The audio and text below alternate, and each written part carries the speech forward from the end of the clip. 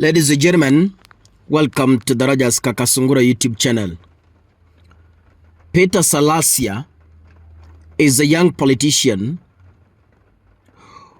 who is fighting for his space in the Kenya's competitive political arena.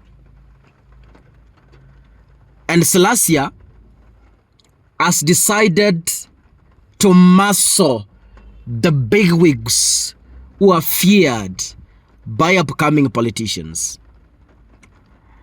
People might think Salasya is out of his mind. He looks like a thug, but in real sense, Salasya knows what sells in this country. Is one of the members of parliament who has had a grasp of the use of social media to gain political mileage.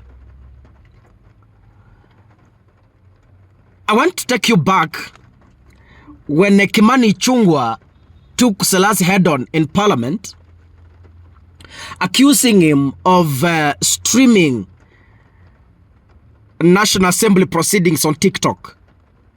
Salasya knows that the only possible way to reach the masses, especially the young people, is through social media. And he is using these opportunities very carefully and very sparingly. If there is a member of parliament who can decide to trend nationally, he can decide today I want to trend. It is one Peter Salasya. Now today, he is speaking to Kenyans. And can we listen to this? Yes, I want to say this. First of all, I want to start again by thanking all the Kenyans for standing with me. And across the board, it was so amazing. And that was a clarion call that indeed Kenyans are ready for change. I want to thank all the leaders from Western who have texted me, who have written the message.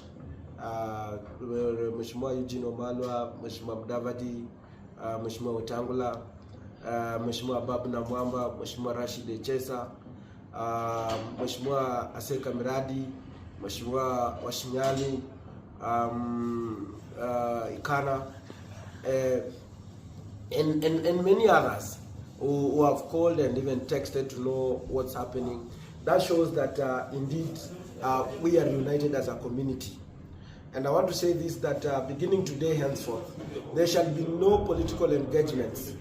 There shall be no political engagements with the ODM, more so the Raila Odinga, where he has been enjoying the political base from Western Kenya. And all along we supported him. I personally, I supported him. I voted for him 2017. I campaigned for him.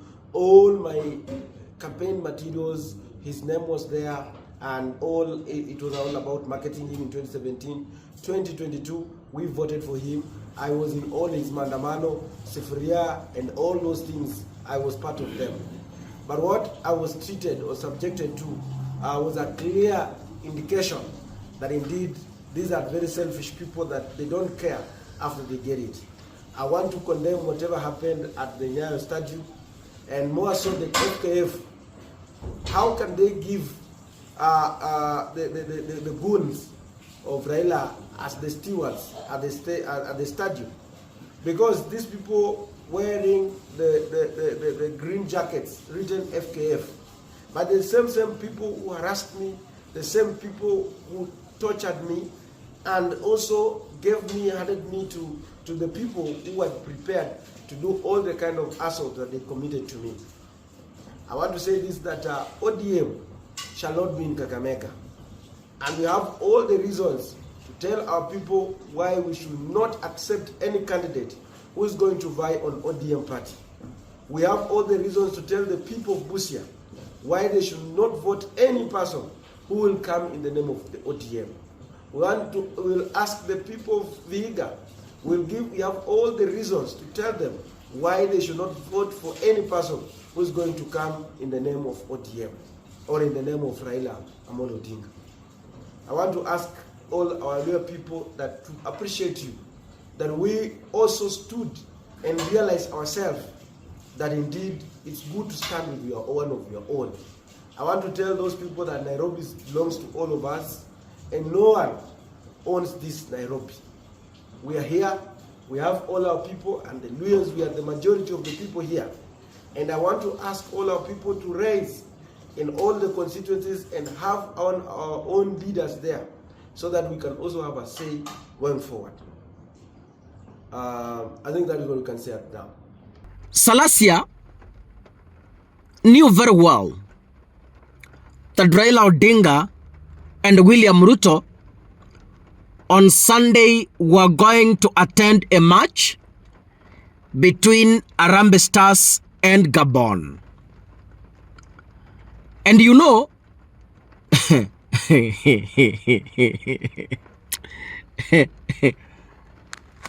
Salasya alijua vizuri kwamba the ground kuna vile imechezwa, kwa sababu you heard people sing Ruto must go, and later on the ground went a little bit quiet, but later on again they were seen singing along the street Ruto must go. So Salasya came knowing very well this is an opportunity to trend nationally. Akajileta tu.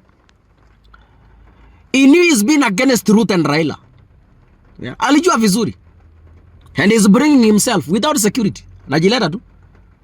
Man solo. Man to man. Hanakuja. And he had a camera person strategically. Kwa sababu the way those clips were captured, it's like somebody was ready and expecting the assault, including Peter Salasya's persons. So it's what was planned and what was expected. And yes, indeed true, Peter Salasya has been trending on X. What am I saying, Kaka? Salasya is a young man to watch. The kind of politics he plays, some of you sees him like a mad person. Salasya is a university graduate, for those of you who don't know. And the way Salasya behaves, that's how mathematicians behave. All mathematicians are like kawazimus.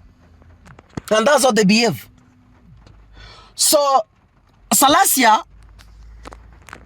is... Unajua wale watoto wamefanya BCom ama wale watoto wanasomea accounts,